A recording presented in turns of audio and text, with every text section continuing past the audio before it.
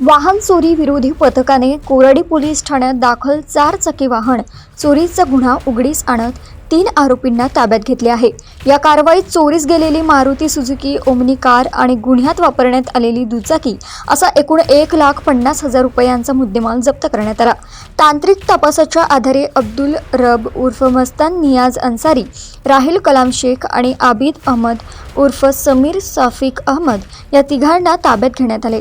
चौकशीत आरोपींकडून चोरीची Maruti Suzuki omni car क्रमांक MH31AS 6796 आणि गुन्ह्यात वापरण्यात आलेली बजाज पल्सर NS दुचाकी क्रमांक MH49 CR 4117 जप्त करण्यात आली।